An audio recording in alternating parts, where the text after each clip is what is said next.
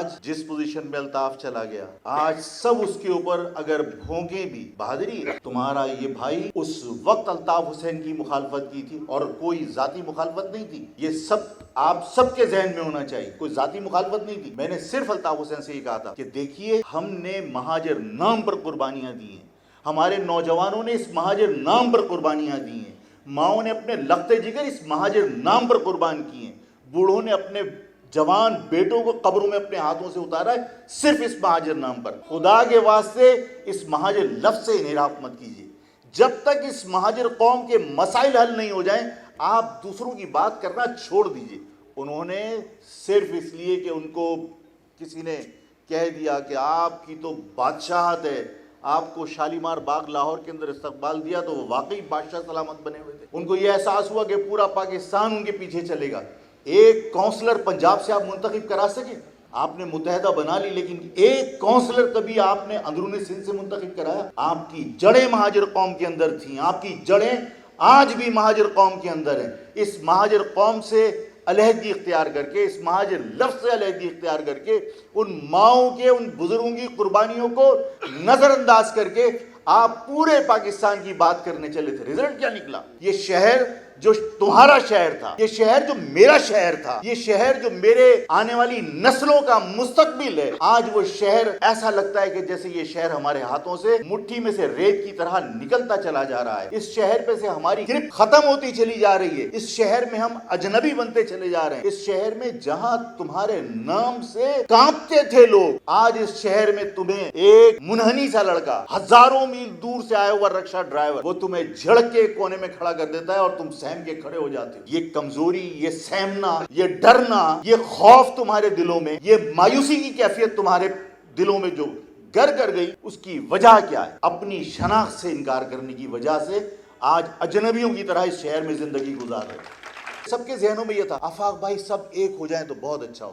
آفاق بھائی سب کو ایک ہو جانا چاہیے۔ آپ اس انتشار کی وجہ سے مایوسی کا شکار تھے۔ آفاق نے آپ کی خواہش کا احترام کیا، آفاق نے اپنے بزرگوں کی خواہش کا احترام کیا، آفاق نے اپنی ماں بہنوں کی خواہش کا احترام کیا، آفاق نے اپنے جوانوں کی خواہش کا احترام کیا۔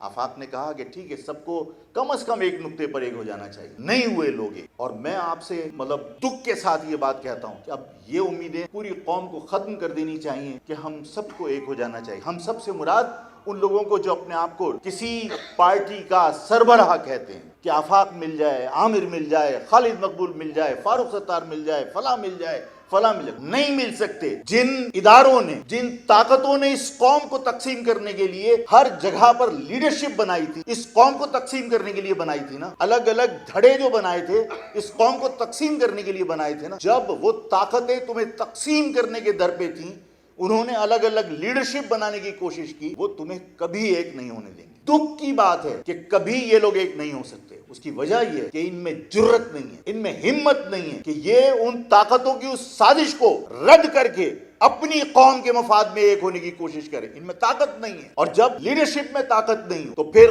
قوم کو ایک ہونا پڑے گا، اور قوم کے ایک ہوئے بغیر اس شہر پر سے تمہاری جو گرپ تمہارے ہاتھ سے نکلتی جا رہی ہے اس کو نہیں بچا سکتے۔ اب میں نے اسی وجہ سے درخواست کی تھی، میں نے کہا تھا میں تمہیں صرف دعوت نہیں دے رہا، میں مہاجر نوجوانوں کو یا مہاجر تنظیم، مہاجر سیاست سے جڑے، مہاجر نظریے سے محبت کرنے والوں کو میں دعوت نہیں دے رہا، درخواست کر رہا ہوں کہ سب لوگوں کو ایک ہو جانا چاہیے۔ یہ سب لوگ ایک نہیں ہو سکتے، اور ان سب کو تم سے کیا دلچسپی ہو سکتی ہے؟ یہ بات اپنے ذہن میں بٹھا لیجئے کہ جو لوگ محسن کش ہوتے ہیں وہ کبھی کسی قوم کے وفادار نہیں ہو سکتے۔ میں نے انتخابی مہم کے دوران پوچھا تھا، آفاق نے بغاوت کی تھی اس مہاجر نظریے کی محبت میں، آفاق نے الطاف کے اس وقت الطاف کی مخالفت کی تھی جب الطاف کا جوبن تھا، جب الطاف اپنی طاقت کے عروج پر تھا، جب الطاف کسی کے لیے اگر موت کا پروانہ نکالے تو ایسا لگتا تھا جیسے اسرائیل علیہ السلام نے موت کا پروانہ نکال دیا یا وہ حکم ہو گیا، یعنی وہ بالکل کل بنا ہوا تھا۔ اس وقت مخالفت کی تھی اس مہاجر نظریے کی محبت کہ نہیں، مہاجر لفظ سے ہم انکار نہیں کر سکتے، ہم جیئیں گے تو اپنی شناخت کے ساتھ، مریں گے تو اپنی شناخت کے ساتھ۔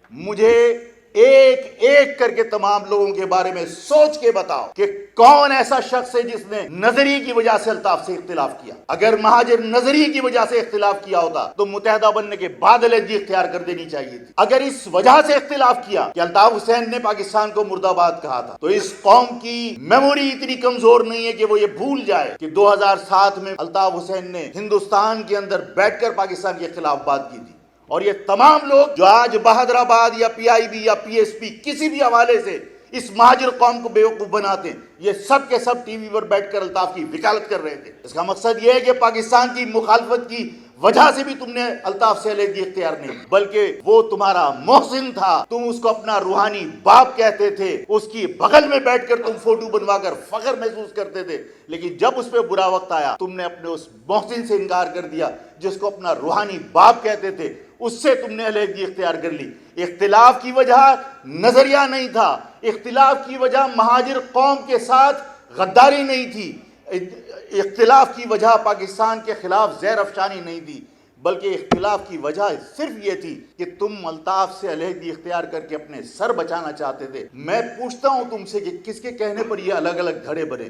کون لے گیا تھا فاروق ستار کو اٹھا کر؟ روحانی باپ تو کوئی اور نکلا. یہ دھڑے تو کسی اور کی وجہ سے بنے. اگر کسی ادارے کے کہنے پر دھڑے بنے، اگر پاکستان کے اندر جو مقتدر حلقے ہیں، جو اسٹیبلشمنٹ ہے، اگر اس کے کہنے پر یہ سارے کے سارے دھڑے بنے تو نظریاتی اختلاف تو نہیں تھا. اس پاکستان کے خلاف زہر افشانی کی وجہ سے تو تم نے علیحدگی اختیار نہیں کی. تمہیں تو گرفتار کر کے لے گئے تھے، اس لیے وفاداری تبدیل کی. تو اگر اپنے سر بچانے کے لیے اپنے روحانی باپ سے تم وہ بے وفائی کر سکتے ہو تو اپنی قوم کے ساتھ کیسے وفاداری کر سکتے ہو؟ میں نے جتنی مرتبہ ایک ہونے کی درخواست کی، اپیل کی، خدا کی قسم صرف تم لوگوں کو خوش کرنے کے لیے، تمہیں مطمئن کرنے کے لیے. میں تو روز اول سے یہ جانتا تھا کہ یہ اپنے فیصلے خود نہیں کر سکتے، لیکن مجھے تمہیں مطمئن کرنا تھا کہ میری قوم یہ نہ سمجھے کہ آفاق ملنا نہیں چاہتا. آفاق اس قوم کو ایک نہیں ہونے دے رہا. یہ غلط فہمی نہیں ہونی چاہیے. آفاق بدترین دشمن جس نے میرے ساتھیوں کا قتل کروایا، جس کے حکم پر اس مہاجر قوم کے ساتھ زیادتی ہوئی. میں نے اس تک کے لیے کہا کہ اگر الطاف حسین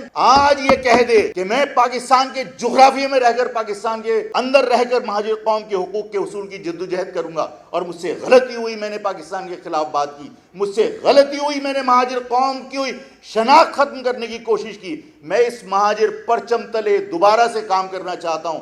خدا کی قسم کسی کی پرواہ کیے بغیر اس بدترین دشمن کا استقبال کرنے کے لیے آفاق جائے گا. سب کو سازش کے تحت امام بنا دیا، اور جب سب امام بن گئے تو اب سب کسی کی اقتداء میں نماز نہیں پڑھیں گے. اب تمہیں یہ فیصلہ کرنا ہے کہ تمہیں مہاجر نظریے کے ساتھ اپنے آپ کو جوڑنا ہے یا شخصیتوں کے ساتھ جوڑنا ہے. مہاجر قوم کو اس کے جائز حقوق، اس کا جائز حق دلوانا ہے. اقتدار میں اسی طرح حصہ چاہیے جس طرح سندھی کو حصہ ملتا ہے. اقتدار میں اسی طرح حصہ چاہیے جس طرح اقتدار میں پنجابی کو حصہ ملتا ہے. اقتدار میں اسی طرح حصہ چاہیے جس طرح بلوچ اور پٹھان کو ملتا ہے. اس ساری جد و جہد کے اندر 100 سال بھی لگیں، شکست نہیں ماننی، حق حاصل کر کے رہنا ہے. ہم اپنی شناخت کے ساتھ جینا چاہتے ہیں. گمنامی میں جینا اور گمنامی میں مرنا بزدلوں کا کام ہے. اس مہاجر قوم کے لوگوں کو کیا میں بزدل سمجھوں؟ اگر میری قوم بہادر ہے تو یہ نہ گمنامی میں جیے گی نہ گمنامی میں مرے گی. یہ شناخت کے ساتھ جیے گی اور شناخت کے ساتھ مرے گی.